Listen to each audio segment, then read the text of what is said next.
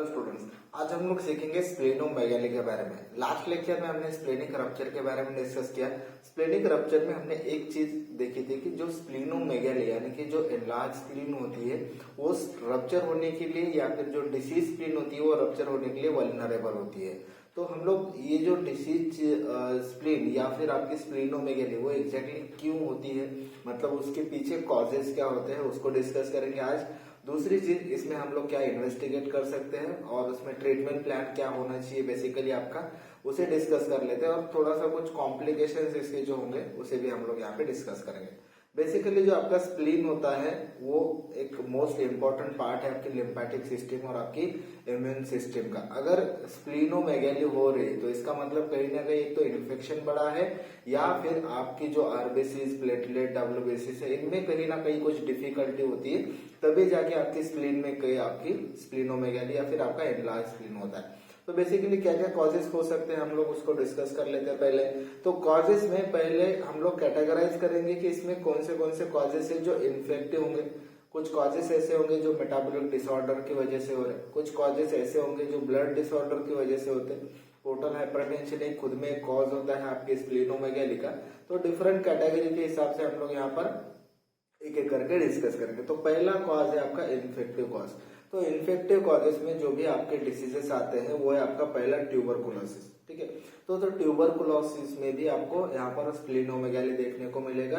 अब ये ट्यूबरकुलोसिस कौन सी भी जगह का हो सकता है, जैसे कि आपके लंग्स का हो सकता है। प्राइमरीली तो आपको लंग्स ज्यादा देखने को मिलता है, लेकिन ऐसा नहीं कि टीबी सिर्फ लंग्स में होता है, आपकी हर चीज में यहाँ पर ट्यूबरकुलोसिस का बैक्टीरिया ग्रो होने के चांसेस हो सकते हैं। ठीक है, तो ट्यूबरकुलोसिस कहीं का भी आपकी पूरी पूरी बॉडी में जितने भी ऑर्गन्स होंगे कहीं का भी अगर ट्यूबरकुलोसिस होता है तो आपको स्प्लीनोमेगाली देखने को मिलेगी।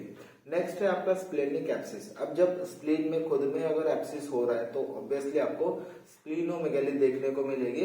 इन्फेक्शियस मोनोन्यूक्लियोसिस ये थर्ड कॉज है आपका इन्फेक्टिव कॉज। इसमें जो इन्फेक्शियस मोनोन्यूक्लियोसिस एग्जैक्टली क्या होता है, इसमें इसे हम लोग मोनो भी कहते हैं। ठीक है, MONO मोनो भी कहते हैं इसे हम लोग, और क्या कहते हैं, किसिंग डिसीज भी कहते हैं। ठीक है, kissing disease. Why it is called kissing disease, क्योंकि ये आपकी सलाइवा से ये फैलता है, इसीलिए यहाँ पर इसे हम लोग किसिंग डिसीज कहते हैं। ठीक है, अब इसमें जो वायरस होता है वो एप्स्टीन बार वायरस होता है। ठीक है, EBV से यहाँ पर आपका इन्फेक्शियस मोनोन्यूक्लियोसिस होता है। अब जब इन्फेक्शियस मोनोन्यूक्लियोसिस होगा तो भी आपको स्प्लीनोमेगाली देखने को मिलेगी। नेक्स्ट कॉज है आपका मलेरिया।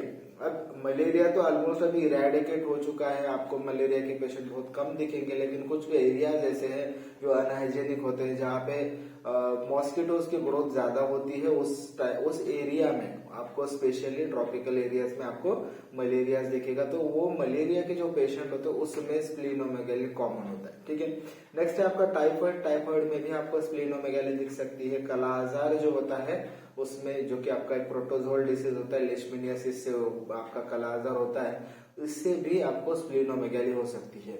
कुछ डेंगू के पेशेंट भी ऐसे देखने को मिलते हैं जिसमें आपको हिपैटोस्प्लीनो दोनों यहाँ पर एनलार्ज दिखते हैं, यानी कि हिपैटोस्प्लीनोमेगाली देखने को मिलता है। तो डेंगू भी आप यहाँ पर कंसिडर कर सकते हो। ठीक है, डेंगू फीवर। अब नेक्स्ट है आपका ब्लड डिसीजेस। तो कौन से ऐसे ब्लड डिसीजेस है, कुछ आपके यहाँ पर कार्सिनोमास भी है जिसकी वजह से आपको यहाँ पर हाइपरस्प्लेनिज्म और आपका स्प्लीनोमेगाली देखने को मिलेगा। तो ब्लड डिसऑर्डर में पहला आता है आपका क्रोनिक माइलॉइड ल्यूकेमिया, जो कि आपका एक कैंसर का टाइप है। ठीक है, तो ये आपका क्रोनिक माइलॉइड ल्यूकेमिया ये भी आपका एक कॉज हो सकता है स्प्लीनोमेगाली। माइलोफाइब्रोसिस। माइलोफाइब्रोसिस क्या होता है, जहाँ पे आपकी बोन मैरो में स्कैरिंग होना स्टार्ट होता है, एक्सेसिव स्कैरिंग होता है, जिसकी वजह से आपको पेशेंट में एनीमिया देखने को मिलेगा। तो ये आपका माइलोफाइब्रोसिस ये भी कॉज है स्प्लीनोमेगाली के लिए। पॉलीसिथेमिया वेरा ये भी आपका एक कॉज होता है, जो कि आपका एक इनहेरिटेड डिसीज होता है, उसमें भी आपको पॉलीसिथेमिया वेरा में भी आपको यहाँ पर स्प्लीनोमेगाली दिखेगी। तो यहाँ पे आपके जो आरबीसी का प्रोडक्शन होता है वो ज्यादा क्वांटिटी में होता है, यानी कि इसकी जो नंबर्स है आरबीसी के नंबर से वो ज्यादा बढ़ जाता है। ठीक है, नेक्स्ट है आपका हेरिडिटरी स्क्लेरोसाइटोसिस। अब ये हेरिडिटरी स्क्लेरोसाइटोसिस क्या होता है, बेसिकली आपकी जो आरबीसीज है वो डिस्क शेप आरबीसीज होते हैं नॉर्मली। ठीक है, अगर आरबीसी का जो शेप होता है पूरा स्फेरिकल हो जाता है तो उसे हम लोग स्पीरोसाइटोसिस कहते हैं, ठीक है। तो आरबीसी टोटली यहाँ पे आपकी स्पेरिकल हो जाती है, तो ये आपका स्पीरोसाइटोसिस है। तो ये भी एक कॉज होता है आपकी स्प्लीनोमेगाली के लिए, ठीक है। नेक्स्ट है आपका हीमोलाइटिक एनीमिया, जहाँ पे आरबीसी का डिस्ट्रक्शन बढ़ेगा तो भी आपकी स्प्लीन में यहाँ पर एनलार्ज हो जाएगी स्प्लीन, ठीक है। नेक्स्ट है आपका इडियोपैथिक थ्रोम्बोसाइटोपेनिक पर्पुरा, जिसे हम लोग शॉर्ट में आईटीपी कहते हैं। आईटीपी के पेशेंट मोस्टली आपको दिखते हैं मेडिसिन डिपार्टमेंट में। तो आईटीपी एग्जैक्टली क्या होता है कि जहां पे आपकी इम्यूनिटी खुद के प्लेटलेट को मारती है, ठीक है, खुद के प्लेटलेट्स को मारती है, यानी कि इसके अगेंस्ट एक इम्यूनिटी डेवलप हो जाती है, या फिर आपकी खुद की इम्यूनिटी आपके सेल्स को जब मारती है या स्पेशली आपके प्लेटलेट को मारती है, तब उसे हम लोग कहते हैं इडियोपैथिक थ्रोम्बोसाइटोपेनिक पर्प्यूरा, ठीक है। इसमें भी आपको स्प्लीनोमेगाली कॉमनली दिखती है। और आपके जो आईटीपी के पेशेंट होते हैं उसमें अगर आप स्प्लीनेक्टोमी करते हो तो आपका जो थ्रोम्बोसाइटोपेनिया यहाँ पर डेवलप हुआ है वो थोड़ा सा यहाँ पे करेक्ट हो जाता है, ठीक है। तो हम लोग ट्रीटमेंट में उसको डिटेल में डिस्कस करेंगे। अब ब्लड डिसऑर्डर में हमने क्या क्या देखा, आपकी chronic mild leukaemia, myelofibrosis, polycythaemia vera, hereditary spherocytosis, haemolytic anaemia and आपका आईटीपी यानी कि idiopathic thrombocytopenic purpura. Metabolic diseases भी कुछ ऐसे हैं जिसमें आपको स्प्लीनोमेगाली देखने को मिलेगा। पहले आपका Gauss's disease. Gauss's disease exactly क्या है, इसमें आपके जो लाइसोसोमल एंजाइम्स होते हैं, लाइसोसोमल एंजाइम्स जो होते हैं उनकी डेफिशिएंसी होती है, ठीक है, उनकी डेफिशिएंसी होती है, जिसकी वजह से यहाँ पर आपको स्प्लीनोमेगाली देखने को मिलेगा, ठीक है। नेक्स्ट है आपका अमाइलोडोसिस। अमाइलोडोसिस में क्या होता है कि जो आपके अमाइलॉइड प्रोटीन है, अमाइलॉइड प्रोटीन्स होते हैं, ये आपके डिफरेंट ऑर्गन्स पे कलेक्ट हो जाते हैं, ठीक है। तो जो आपके प्रोटीन्स है अगर स्प्लीन में यहाँ पर डिपॉजिट हो रहे हैं तो आपको स्प्लीनोमेगाली देखने को मिलेगा, इसलिए अमाइलोडोसिस में भी आपको स्प्लीनोमेगाली दिखेगा, ठीक है। नेक्स्ट है आपके पोरफायरियाज। डिफरेंट टाइप ऑफ पोरफायरियाज हम लोग पढ़ते हैं, तो पोरफायरियाज में भी आपको स्प्लीनोमेगाली देखने को मिलेगा, ठीक है। तो आपके मेटाबॉलिक डिसीजेस में 3 डिसीज आपको याद रखने, पहला गॉशियस डिसीज, नेक्स्ट है आपका अमाइलोडोसिस और आपका नेक्स्ट है पोरफायरियासिस, ठीक है। तो यहाँ पे GAP ये 3 आप एज ए नेमोनिक गैप करके याद रख सकते हो, ठीक है। जी से आपका आता है गॉशियस डिसीज, ए से आता है अमाइलोडोसिस और आपका P से आता है पोरफायरियासिस, ठीक है। नेक्स्ट कॉज है आपका पोर्टल हाइपरटेंशन। पोर्टल हाइपरटेंशन आप यहाँ पे हिपैटिक डिसीजेस में भी पढ़ते हो, स्प्लेनिक डिसीजेस में भी पढ़ते हो, तो पोर्टल हाइपरटेंशन भी आपके स्प्लीनोमेगाली का एक कॉज हो जाता है, ठीक है। नेक्स्ट है कोलेजन डिसऑर्डर्स। कोलेजन डिसऑर्डर में भी आपको यहाँ पर स्प्लीनोमेगाली दिखेगा। लास्ट है आपका मैलिग्नेंसी। मैलिग्नेंसी में आपको जो आपको याद रखना है वो है आपका हॉजकिंस लिम्फोमा। हॉजकिंस लिम्फोमा और उसके बाद में आपका स्प्लेनिक सार्कोमा इटसेल्फ। तो 2 आपको यहाँ पर मैलिग्नेंसी के टाइप याद रखने, पहला हॉजकिंस लिम्फोमा एंड नेक्स्ट है आपका स्प्लेनिक सार्कोमा। ये दोनों मैलिग्नेंसी में भी आपको स्प्लीनोमेगाली देखने को मिलेगा, ठीक है। तो कॉजेस में आपको मेनली इसके कैटेगराइजेशन याद रखने, पहला इन्फेक्टिव कॉजेस होंगे, दूसरा ब्लड डिसऑर्डर्स होंगे, नेक्स्ट है आपका metabolic, portal hypertension, collagen disorders और आपके मैलिग्नेंसी। इसमें सब टाइप्स जो आते हैं जैसे कि इन्फेक्टिव में आपको क्या क्या, ट्यूबरकुलोसिस का इन्फेक्शन हो सकता है, स्प्लेनिक एब्सिस हो सकता है, इन्फेक्शियस मोनोन्यूक्लियोसिस हो सकता है, मलेरिया, टाइफाइड, कलाइमा, ठीक है। तो इसमें से अगर आप 2-3 डिसीजेस भी याद रख सकते हो तो भी यहाँ पे आपको अच्छे मार्क्स आ सकते हैं, ठीक है। ब्लड डिसऑर्डर में क्या क्या याद रखना है आपको, क्रोनिक माइल्ड ल्यूकेमिया है, माइलोफाइब्रोसिस है, पॉलीसिथीमिया वेरा है, हेरिडिटरी स्पेरोसाइटोसिस होता है, हीमोलाइटिक एनीमिया और इडियोपैथिक थ्रोम्बोसाइटोपेनिक पर्पुरा जिसे हम लोग आईटीपी कहते हैं, ठीक है। नेक्स्ट मेटाबॉलिक डिसऑर्डर में मैंने एक निमोनिक बताया आपको गैप, ठीक है। गॉशियस डिसीज, अमाइलोडोसिस और आपका यहाँ पे पोरफायरिया, तीनों डिसीजेस मेटाबॉलिक होते हैं। Portal hypertension, collagen disorder and malignancy में 2 disease, 2 malignancy, Hodgkin's lymphoma, splenic sarcoma, ठीक है। अब नेक्स्ट है इसके क्लिनिकल फीचर्स। अब देखो क्लिनिकल फीचर्स में आपको एक तो क्या होगा कि जब भी स्प्लीन नॉर्मली पल्पेट नहीं होते, ठीक है, स्प्लीन के बारे में इतना याद रखना है कि नॉर्मली स्प्लीन पल्पेबल नहीं होती है। आपका बायोमैनुअल पल्पेशन भी आप अगर आप करते हो तो भी स्प्लीन नॉर्मली पल्पेबल नहीं होगी, लेकिन जब ये बढ़ जाती है, उसका साइज अगर बढ़ जाएगा तो ऑब्वियसली ये पल्पेबल हो जाएगी। तो जब स्प्लीन का साइज बढ़ रहा है तो आपको क्लिनिकल सिम्टम क्या क्या मिलेंगे, पहला तो mass, felt in the left hypochondrium. तो जो स्प्लीन का यहाँ पे लोकेशन होता है लेफ्ट हाइपोकॉन्ड्रियम में, वहां पर अगर ये स्प्लीन बढ़ जाएगी तो ऑब्वियसली एज अ मास करके ये फील हो जाएगा आपको जब आप पाल्पेट करोगे, ठीक है। नेक्स्ट है नॉच इज फेल्ट, जो आपकी स्प्लीन का हाइलम होता है या फिर आपका जो सबकोस्टल रीजन है वहां पर आपको एज ए नॉच करके ये फील होता है। नेक्स्ट है आपका मूव विथ रेस्पिरेशन, जो भी यहाँ पर ये मास बना या फिर जो आपका मास लाइक फील हो रहा है स्प्लीन आपका, वो आपके रेस्पिरेशन के साथ मूव करता है, ठीक है। नेक्स्ट है डल ऑन द परकशन, जब आप परकशन करते हो आपके एब्डोमिनल कैविटी का, उसमें आपको ये जो लोकल एरिया होता है जहाँ पे स्प्लीन प्रेजेंट है वो डल सुनाई देगा, ठीक है। उसके बाद में नेक्स्ट है आपका directed towards the right iliac fossa, तो जो आपका स्प्लीन का एनलार्जमेंट हुआ है, स्प्लीनोमेगाली हुआ है, उसका डायरेक्शन अगर आप ट्रेस करते हो तो आपके राइट इलियाक फोसा की तरफ ये डायरेक्ट करता है, ठीक है। नेक्स्ट है आपका हुक साइन, ये जो हुक साइन होता है, जैसे कि मान लो कि आपके लेफ्ट सबकोस्टल रीजन में आप यहाँ पे आपके जो चारों फिंगर्स होते हैं वो इंसर्ट करने की अगर कोशिश करते हो, ड्यू टू स्प्लीनोमेगाली आप यहाँ पर ये पुल नहीं कर पाते हो, सॉरी पुश नहीं कर पाते हो। तो बेसिकली हुक साइन क्या होता है कि नॉर्मली अगर आप यहाँ पे आपके सब कोस्टल रीजन में अगर आप फिंगर इंसर्ट कर लोगे तो ये नॉर्मली इजीली चले जाएंगे, लेकिन जब स्प्लीनोमेगाली होगा तो वो जो स्पेस है वो आपकी एनलार्ज स्प्लीन ऑक्युपाई करेगी, जिसकी वजह से आप फिंगर यहाँ पर पुश नहीं कर पाते, उसे हम लोग कहते हैं हुक साइन, ठीक है। तो हुक साइन क्या है, inability to hook under the left costal margin या फिर सब कोस्टल रीजन जो होगा उसके नीचे से आप यहाँ पर फिंगर इंसर्ट नहीं कर सकते, उसे हम लोग हुक साइन कहते हैं, ठीक है। तो क्लिनिकल फीचर्स में आपको क्या क्या याद रखना है, एक तो पहला तो मास होगा, कभी कभी पेशेंट में आपको पेन इन एब्डोमेन भी दिखता है, ठीक है, पेन इन एब्डोमेन स्पेशली आपकी लेफ्ट हाइपोकॉन्ड्रियम में, ठीक है। तो ये भी आपका एक क्लिनिकल सिम्टम होता है जब पेशेंट में स्प्लीनोमेगाली होती है, ठीक है। तो क्लिनिकल सिम्टम में क्या क्या याद रखना है आपको, mass felt in the left hypochondrium, pain in abdomen जो कि लेफ्ट हाइपोकॉन्ड्रियम में होगा, नॉच फेल्ड हो जाएगी आपको, moves with respiration, dull on the percussion directed toward the right iliac fossa and the hook sign will be positive, यानी कि आपका जो सब कोस्टल रीजन या फिर आपके कोस्टल मार्जिन है उसके अंदर आप यहाँ पर फिंगर इंसर्ट नहीं कर सकते, ठीक है। ये हो गए इसके क्लिनिकल फीचर्स।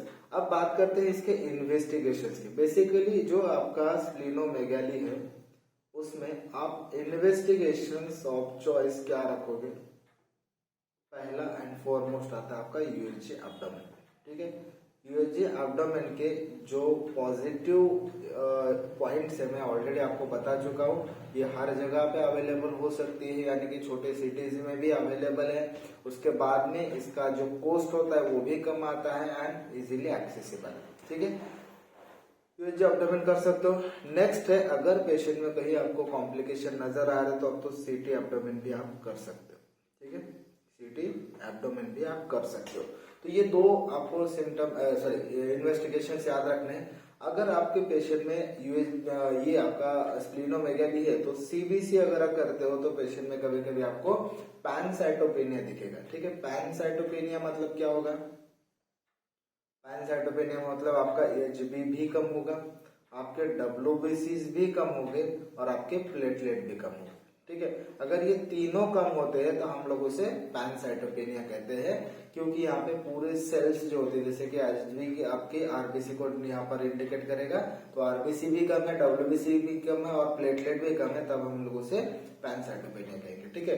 तो सीबीसी इसीलिए करना है कि आपको पैनसाइटोपेनिया है या नहीं है ये चेकआउट करना है। नेक्स्ट है आपका एलएफटी आप कर सकते हो। अगर पेशेंट में पोर्टल हाइपरटेंशन है तो आपको कभी कभी कोलैंजाइटिस होने के चांसेस होंगे, कोलैंजाइटिस की वजह से पेशेंट में बिलिरुबिन बढ़ सकता है, इसीलिए आप एलएफटी भी चेक करना है, ठीक है। स्प्लीनोमेगाली में आपको ये भी देख लेना है। अब पहला जैसे कि आप यूएसजी एब्डोमेन करते हो उसके बाद में आपको अगर डायग्नोसिस हो गया कि ये स्प्लीनोमेगाली है, लेकिन उसका जो मेन कॉज होता है, रूट कॉज होता है, वो क्या होता है, अगर आपके जो ये कॉजेस मैंने बताए इसमें से अगर कोई कॉज है तो बेसिक आपको वो ट्रीट करना पड़ेगा, ठीक है। तो ट्रीटमेंट पार्ट में हमें क्या याद रखना है, ट्रीटमेंट हम लोग क्या करते हैं मोस्टली जो स्प्लीनोमेगाली होता है उसमें पहले तो कॉज ढूंढना है कि एग्जैक्टली कॉज क्या है। जैसे कि आप मलेरिया है, मलेरिया की वजह से अगर आपका स्प्लीनोमेगाली है तो ऑब्वियसली हम लोग उसमें स्प्लीनेक्टोमी तो नहीं करेंगे, इसलिए पहले मलेरिया को ट्रीट करो। मलेरिया ट्रीट होने के बाद अगर स्प्लीनोमेगाली हो रहा है तो कुछ और कॉज है क्या ये ढूंढना है। तो बेसिकली पहले कॉज ढूंढना चाहिए पहले ट्रीटमेंट के लिए। तो पहले ट्रीट द कॉज, ठीक है, ये सबसे इम्पोर्टेंट चीज है आपके ट्रीटमेंट प्लान करने के पहले, ठीक है। तो जो भी ट्रीटमेंट आप करने वाले हो तो पहले आप वो कॉज को ट्रीट करो। अगर इनकेस कॉज ट्रीट करने के बाद भी अगर आपका स्प्लीनोमेगाली यानी कि आपका स्प्लीन का साइज कम नहीं हो रहा तो फिर आगे का सोचेंगे, ठीक है। तो पहले कॉज को ट्रीट करना है। नेक्स्ट क्या है, जो अल्टीमेट ऑप्शन आपके पास बचता है वो है आपका स्प्लीनेक्टोमी, ठीक है, यानी कि आपका स्प्लीन निकाल देना, यही एक ऑप्शन होता है, the removal of spleen, removal of spleen, यही एक ऑप्शन होता है जब पेशेंट में कोई ऐसा डिसीज है जिसकी वजह से स्प्लीनोमेगाली, जैसे कि आपका आईटीपी है, गॉशर्स डिसीज है, पोर्फायरियाज होता है। तो पोर्फायरियाज में जनरली ज्यादा फायदा नहीं होता है, आईटी में इसका अच्छे से फायदा हो सकता है। जब आप स्प्लीन निकालते हो तो आपके प्लेटलेट काउंट यहाँ पे बढ़ना स्टार्ट होते हैं, ठीक है। तो जो इन्फेक्टिव कॉजेस है उसमें आपको जो इन्फेक्शन हुआ है पहले उसे ट्रीट करना है, यहाँ पे डायरेक्ट स्प्लीनेक्टोमी का ऑप्शन नहीं रहेगा। ब्लड डिसऑर्डर में इसका फायदा हो सकता है, जो कि क्रोनिक माइलॉइड ल्यूकीमियाज है, माइलोफाइब्रोसिस है, ऐसे पेशेंट में आपको यहाँ पर फायदा हो सकता है। नेक्स्ट है आपका जो आईटीपी, इसमें भी आपको फायदा हो सकता है। गॉशर डिसीज में थोड़ा सा चांसेस कम है कि इसको पेशेंट को फायदा होगा, अगर आप स्प्लीनेक्टोमी कर रहे हो तो इसमें ज्यादा फायदा होगा ऐसा आपको देखने को नहीं मिलता, ठीक है। तो 50-50 चांसेस हो जाएंगे। पोर्टल हाइपरटेंशन में एक फायदा हो सकता है अगर आप यहाँ पे निकाल दो, लेकिन पोर्टल हाइपरटेंशन के जो कॉम्प्लिकेशन ऑलरेडी हो चुके हैं उसमें ज्यादा फायदा नहीं था, जैसे कि आपकी इसोफेजियल वाराइसिस है तो वो ऑलरेडी यहाँ पर डेवलप हो चुके हैं, तो उसमें कोई फायदा नहीं होगा। जब आप स्प्लीन निकाल दोगे तो भी आपका पोर्टल हाइपरटेंशन कम हो जाएगा, लेकिन जो आपके इसोफेजियल वाराइसिस जो ऑलरेडी बन चुके हैं वो यहाँ पर कम नहीं होंगे, ठीक है। कोलेजन डिसऑर्डर में ज्यादा फायदा नहीं है, तो इसलिए कोलेजन डिसऑर्डर में आपको यहाँ पर स्प्लीनेक्टोमी करने की जरूरत नहीं है। मैलिग्नेंसी जैसे कि आपके हॉजकिंस लिम्फोमा और स्प्लेनिक सार्कोमा है, इसमें आपको बेसिकली स्प्लीनेक्टोमी करनी चाहिए, ठीक है। इसका भी फायदा कितना हो सकता है वो भी पेशेंट की इम्यूनिटी पे डिपेंड करेगा। अब यहाँ पे मान लो कि आपने स्प्लीन निकाल दिया, ठीक है, यानी कि आपने स्प्लीनेक्टोमी कर दिया, तो क्या हो सकता है, क्या पॉसिबल कॉम्प्लिकेशन या फिर इफेक्ट हो सकते हैं जब आप स्प्लीनेक्टोमी कर रहे हैं। तो जैसे आपने एक चीज पढ़ी कि स्प्लीनेक्टोमी आपकी इम्यूनिटी में हेल्प करता है, तो पहला एक कॉम्प्लिकेशन क्या हो सकता है, आपकी पेशेंट की इम्यूनिटी कम हो जाएगी, ठीक है। इम्यूनिटी कम होगी तो क्या होगा, पेशेंट में डिसीजेस ज्यादा क्वांटिटी में होंगे, यानी कि जो भी आपकी जो नॉर्मल इम्यूनिटी थी अगर उससे कम हो गई तो जो भी अपॉर्चुनिस्टिक डिसीजेस होते हैं वो ज्यादा कैप्चर होते हैं। इसलिए ये जो पेशेंट होते हैं जिनमें आप स्प्लीनेक्टोमी कर रहे हो ज्यादा प्रॉन होते हैं मल्टीपल डिसीजेस के लिए। तो बेसिकली उसे हम लोग क्या कहते हैं, OPSI, ये शॉर्ट फॉर्म है। इसे हम लोग कहते हैं ओवरहेलमिंग पोस्ट स्प्लीनेक्टोमी,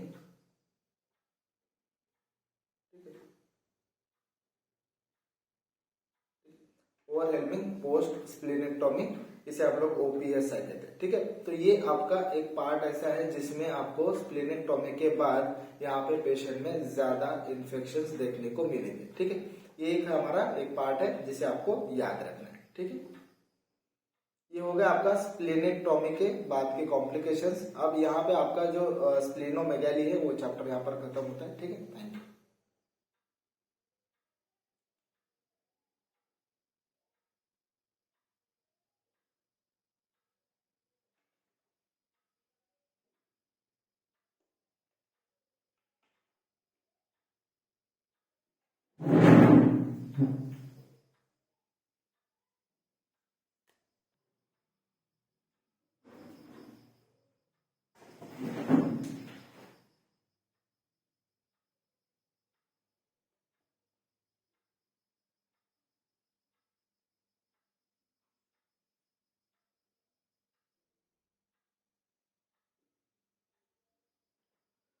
ठीक है, अब इसके बाद में मान लो कि पेशेंट में स्प्लीनेक्टोमी हो चुका है, यानी कि आप स्प्लीन का रिमूवल कर चुके हो, सर्जरी कर चुके हो, तो उसके बाद में पेशेंट में आपको कॉम्प्लिकेशंस क्या दिखेंगे, ठीक है।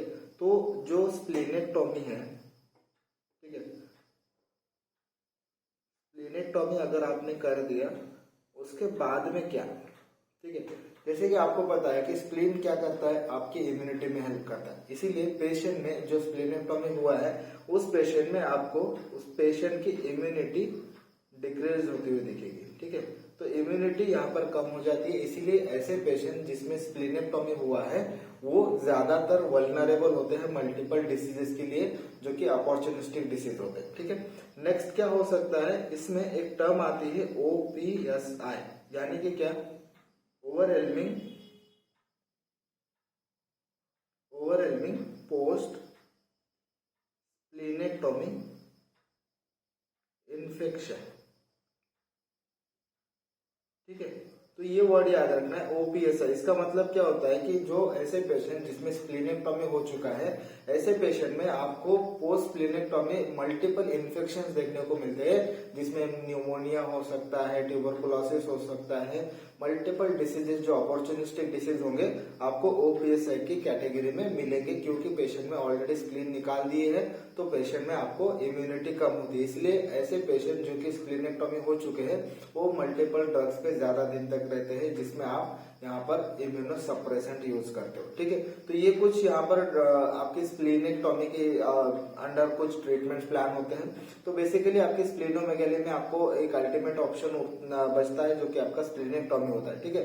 तो मोस्ट डिसीजेस में फायदा होता है, लेकिन कुछ ऐसे डिसीज जिसमें आपको ज्यादातर फायदा देखने को नहीं मिलता है, जैसे कि आपका पोर्टल हाइपरटेंशन है, कोलेजन डिसऑर्डर से, इसमें ज्यादातर फायदा नहीं होता है। जो थैलेसीमिया होता है उसमें भी आपको फायदा नहीं मिलता है, जैसे कि आपका हिमोलाइटिक एनीमिया है, इसमें भी ज्यादा फायदा नहीं होता है। लेकिन कुछ ऐसे डिसीज है जिसमें ज्यादा फायदा होता है स्प्लीनेक्टोमी का, जैसे कि आपका ITP है, ठीक है।